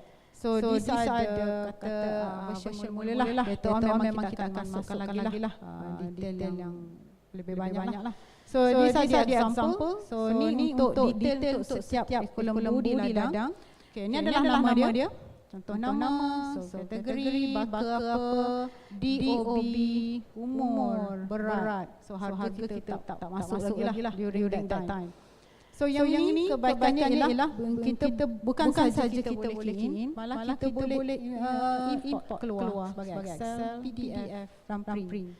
So ni mudahlah, lebih mudah. So next. Okay, yang tu beef production. So this is the example of herd management for the dairy cattle. The dairy cattle punya details lah. So ni adalah ID. So kita boleh tengok lactation berapa, daily milk, berapa dan sebagainya lah. So kita boleh tengok setiap hari production dia berapa sepanjang lactation cycle. So yang ni lebih tepat lah untuk kita tengok. Okay, next. And now we move to the application of drones in animal farming. So nowadays drone is a very popular and very common. So now it's not for the taking pictures or taking interesting videos anymore. We are also started to apply drones in the agriculture and animal farming as well. So the livestock industry has adopted drone technology to improve farm breeding and operations and track domestic animals, saving farmers time and energy and raising awareness of animal farm. Okay, next. Okay, these are the advantages. Yang pertama, easy to counting for counting animals. Okay, identifying any number of animal tracks on site. Farmer can immediately realize something is missing because they see from daripada atas, so it's easy to count. And the first one, manage animal health condition. So help farmers spot potential disease. So the drone has data storage capabilities and can record animal information such as animal weight, size, and daily activity updates. So thermal sensors can also monitor the temperature of animals. So if the animal has an infectious disease, farmer can take immediate action. Okay. The third one is strong farm security. So farmers can enhance and tighten their security by deploying drones on farmland with a 360-degree view of their land. So senanglah untuk tengok. Okay, now we move to the bring technology. Okay, this is not my field, but I will try my best to explain the genetic. So the breeding technology is to improve the genetic of the animal. By one, we use the genetic selection to accurately select young superior animals to multiply via art. Do you know art? What is art? Ada yang tahu art? What is art?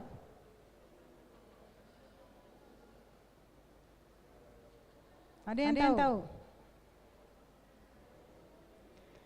Artificial technology, reproductive technology.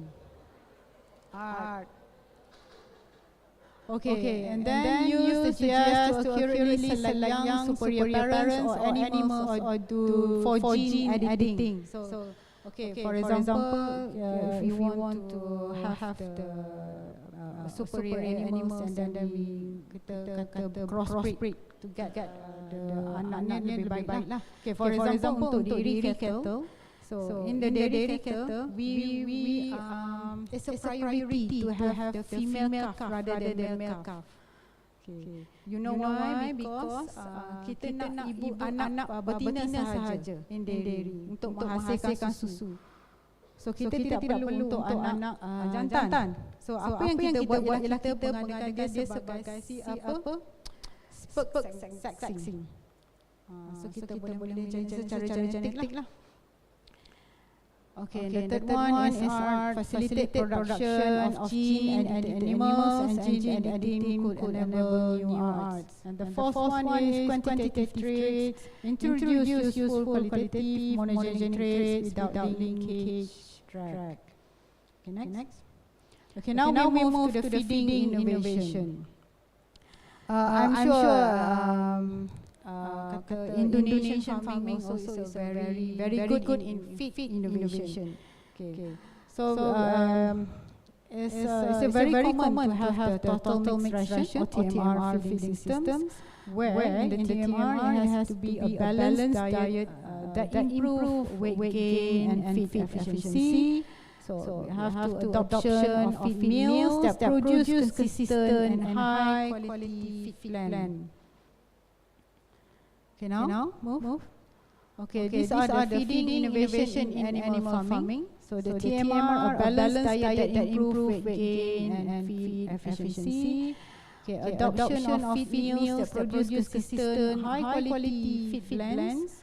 So we are normally using the byproduct feeding, utilizing of agricultural byproducts such as palm kernel cake, rice bran, corn stover to reduce feed costs and dependency on imported grain. So in this, we normally see that if the farmers close to the pineapple farms, so they normally use the pineapple waste to give the animal to eat. And if the farm is close to the corn farm, so they will give the corn stover as one of the feeding. And the precision farming, tailored feeding strategies based on individual animal needs, monitored via sensors and data analytics. Okay, now we move to the waste management technology. So waste management technology is important to protect the environment, handle manure and other waste from cattle. So the bigger the farm, so the bigger the waste will be. So normally, if you have the big farm, and you must have the system to control the waste. So efficient technologies reduces pollution and makes better use of resources and help farms become more profitable.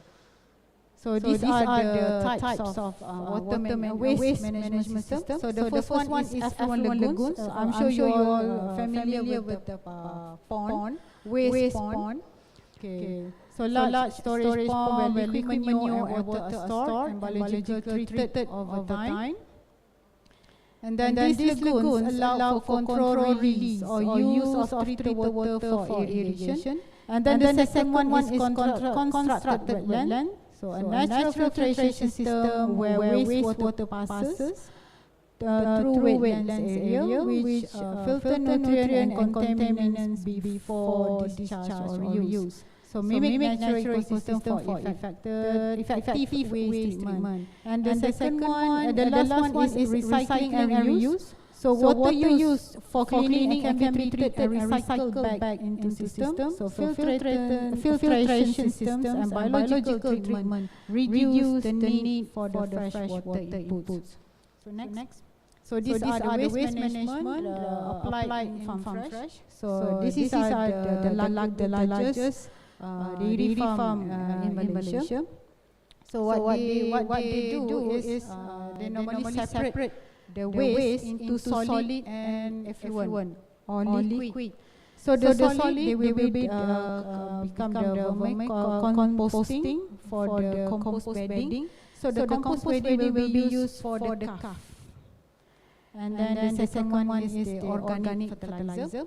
And then for the solid one, so it will become the sedimentation for the microbiome, and then at last to pasture irrigation. For the phytoremediation is slow sand filtration, and at last for barn washing and flushing. So of course you have to get the rainwater harvesting in order to get pasture irrigation and also washing and flushing. So these are the example, and then the common one we can see in the waste management is the pond. I'm sure you all know the pond,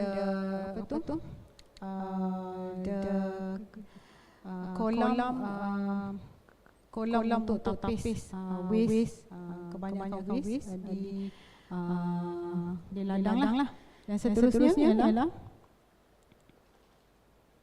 next. Okay, these are the example. So these are the waste they treated and the canvas. Okay, ada yang waste treated dalam concrete tank, dan ini adalah daripada canvas. This is I got this picture from the dairy village in Bandung. Last month I went to Bandung and I see the dairy cattle there. So they use this type of system. So they filtrate and they treatment the waste and the manure, and then they salurkan semula sebagai baja untuk maize sekelilingnya. Okay, now move. Okay, that's all. Thank you. Okay, thank you so much, Dr. Noor. Now we come to the Q&A session, which is the last session. Because the time, I almost forgot that today is Friday, so we have to Jumat pray. So we limited the question like just two questions maybe. Each one, please. Have you guys any questions? Ayolah.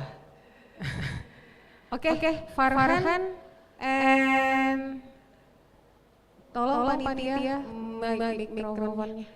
Farhan and yang di belakang yang perempuan. Okay, maybe Farhan first.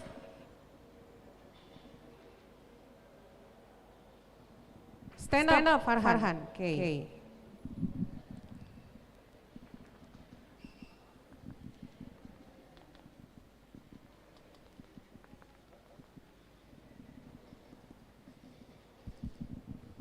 Maybe our speakers may come to the front to answer in Q&A session, please. Bismillahirrahmanirrahim. Assalamualaikum warahmatullahi wabarakatuh. First, my name is Muhammad Farhan Hidayatullah. I am a student of Faculty of Animal Science at University, and thank you for the opportunity for Dr. Mamat and Miss Noor. I am forget a full name. I'm sorry. And thank you for your coming in the university and knowledge and experience today. My question is especially for Dr. Mamat.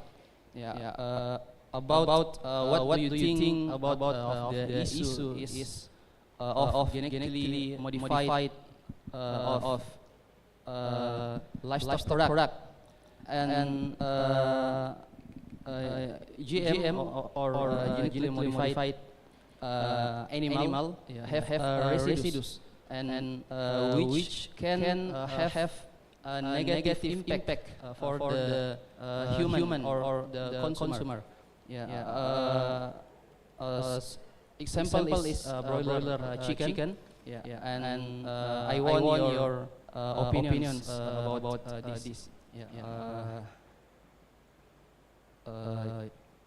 This is my question.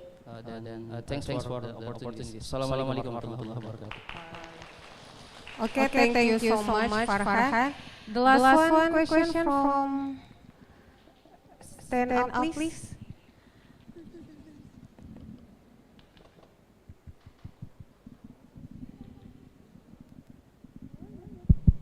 Assalamualaikum warahmatullahi wabarakatuh.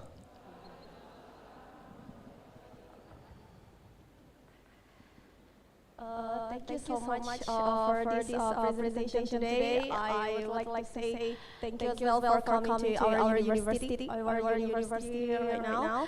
And I really appreciate your research so far, start from the beginning to the And I am Purnama Syaheera from Hasanuddin University. My research relates to genetic as well, especially in plant breeding, not in animal breeding. But so far we noticed that genetic need takes time so long to produce one species or variety so far. And as we can see now, you mentioned about genetic targeted. We know that if we produce some species need more times, and the genetics and the gens, we found the random targeted gens. And how did you make sure about this research, like how long does it take to produce one genetic start from the first steps to the late stage, and like genetics modifications, genetics genome editing. So can you explain clearly how long does it take to produce one species? And the second question about genetic modification, like GMO product, as mentioned before from the first speakers. As for the first questioners, I want to know how far the issue becomes problematic issue in your country, because in our country so far, in Indonesia mostly we are getting trouble on this issue as well. So how to deal with that and how to face these conditions? Thank you so much. Okay, thank you for the question. Maybe the first question, Dr. Mamat, have you can answer.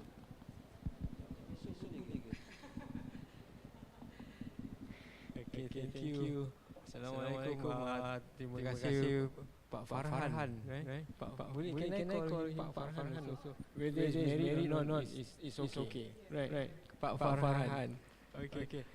Your question is about the GMP, right? Genetically modified product. What's the problem with that? I think I'm not the expert in this case, but as we know, we understand that GMP can be produced by many ways. Right? So for the breeders, we do probably applying the selection and things like that. It's more, it's kind of natural, more directed natural application. Kan kita buat pemilihan dan buat improvement to animal. I don't think that we have problem with that. With the product to human, probably is minimal. But in that case, it might also cause some problems to the animal. For example, we can see that our broilers now, they are highly uniform. They are satu fashion saja. Kalau macam di Malaysia, broilers are usually white color. Their size is the same, their characteristics are the same. Means that the diversity, the genetic diversity is much smaller. So what's the problem? So we are going to have very limited genetic resources. If say that the whole world that we can only have broiler chicken for now, let's say that we have only broiler chicken in the world. Ayam kampung, ayam pokok, macam-macam pokok that we have in Indonesia, right? Tak ada di dunia ni. You just imagine what happened that this breed ada masalah with disease and so on. Ataupun satu masa nanti dunia sangat panas. Ayam-ayam ni tak boleh tahan dengan kepanasan atau perubahan cuaca ni. So ayam kampung kita mungkin boleh lebih tahan dengan keadaan ni. So we need that genetics to revive back this animal. So that are probably problems to the animal itself. Dan with the new technology, macam Dr. Syaheera sebut tadi, gene editing, yang itu saya sebenarnya kurang pasti. I mean secara jangka pendeknya belum nampak lagi apa-apa masalah pada guna manusia. In fact, the US already accept that technology. including Europe. Awalnya Europe ni agak strict tentang GMPs and all that. But nowadays the GMPs produced by the gene editing are accepted. But you have to label that as GMPs. Kita tak boleh jual sebagai produce yang biasa. So Europe has already accept that USDA and all that. Okay, dengan label. Jadi wallahu alam secara jangka panjangnya masih terlalu awal untuk kita conclude. But kemungkinan buat masa sekarang I always believe that Allah jadikan sesuatu perkara tu ada sebab dia. Mungkin kita tahu dan banyak yang kita tak tahu. Contohnya macam kita tahu kalau macam myostatin tadi untuk control development of muscle. Tapi kita tak tahu apa selain daripada development tu, kemungkinan ada yang masih tersembunyi. Katakanlah sebenarnya myostatin tu mengawal penyakit COVID contohnya. Don't know. Jadi apa yang kita ubah daripada kejadian asalnya, ada kemungkinan yang kita tahu apakah kesan sampingan yang datang dengan perubahan yang kita buat tu. Wallahu a'lam. Tapi secara amnya kemungkinan tak banyak masalah yang kita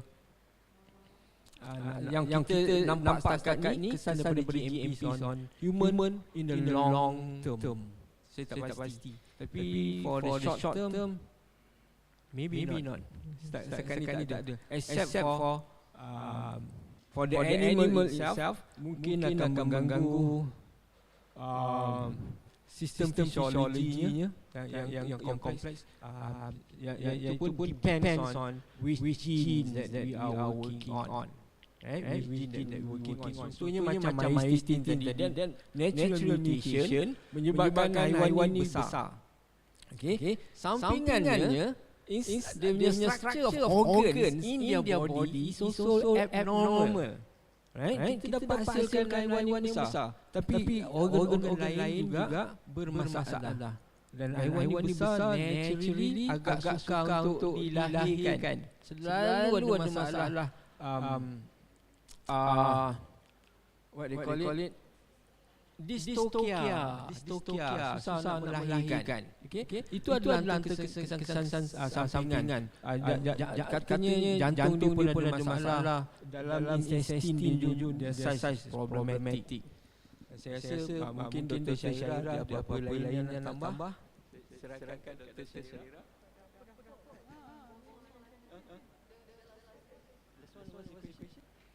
Soalan yang kedua tadi,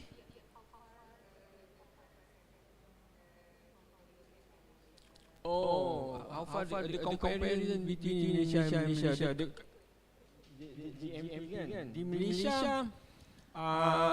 kami masih tradisional, masih buat selection.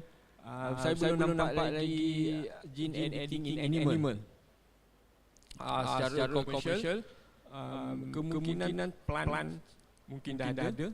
One of the master thesis that I need to examine. Belum baca lagi. This student are using Cas9 on tomato. Tapi belum saya baca lagi, insyaAllah. But animal not yet. Kami masih lagi buat crossbreeding. Dan even the selection pun tak begitu serius sangat. Kecuali dalam mungkin poultry. But in animal, I think masih lagi popular dengan crossbreeding dengan baka-baka dari luar, kerana dia begitu seksi dan cantik di luar. Datang di Malaysia semua kan? So dia banyak buat crossbreeding, dan itu one of concern. Actually I am concerned about this uncontrolled crossbreeding. That's why I try to characterize and record the purebred or bakatulin tempatan yang kami ada hanya sedikit, just 2-3 breeds sebagai warisan. mungkin satu hari nanti akan tak extinct, tapi ada dalam sisa-sisa baka yang lain. Jadi yang purebred, I don't know what will happen in the future. But for now it's not that worrying. For the GMP, not much yet in Malaysia. But there's another technology. In fact, in Singapore, they already commercialized that. The lab meat, daging petri dish, kan? Yep. I'm not sure in Indonesia, but in Singapore they already have a restaurant that open for the public, iaitu daging yang diternak di dalam lab. And some of our scientists also looking at that. I'm not really interested in that. So not my concern actually. So mungkin Dr. Syaheera kalau tambah lagi.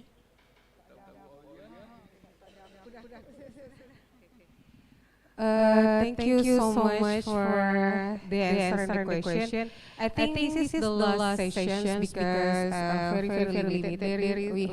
You have to sholat Jumat Friday. Oh, musafir. Okay. It's okay, Dok. As long as you're happy.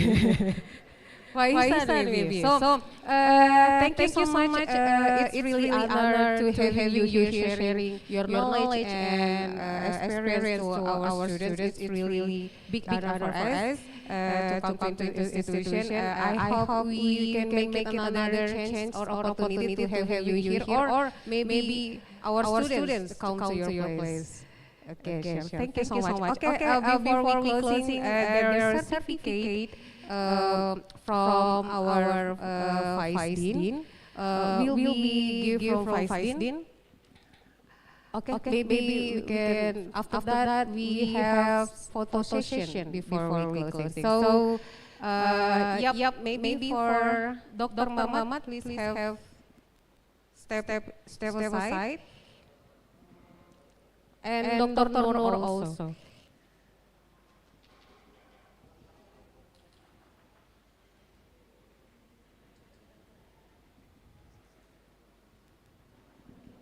Ladies first maybe. Of course, all the time. Thank you, sir. Okay, for please. Okay, silakan. For Dr. Noor Syaheera as a speakers. Thank you so much. Tepuk tangan dulu dong semuanya.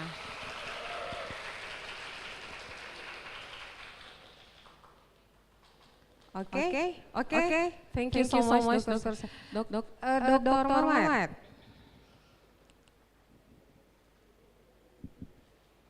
Sekali lagi tepuk tangan.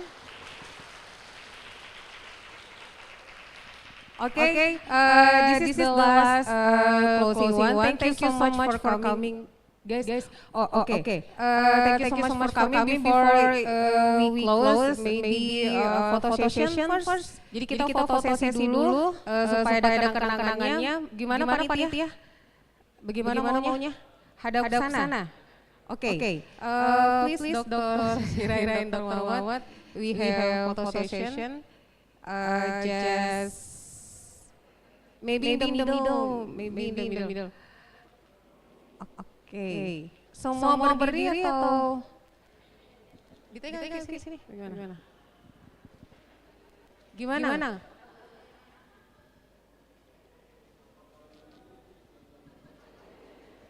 Semua berdiri mungkin. Mahasiswa berdiri. Ayo, sekali. Para dosen mungkin bisa ke depan. You're in the middle, sir. Okay. Okay. Sudah?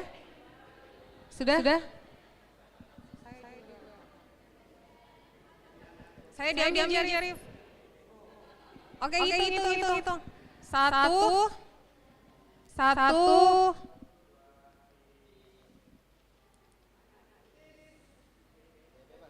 Gaya bebas. Gaya bebas. Oke, seperti biasa ya video saya bangga. So we have some kind of sign or to celebrate every celebrate. So if I say saya puppet, so all of you say saya bangga.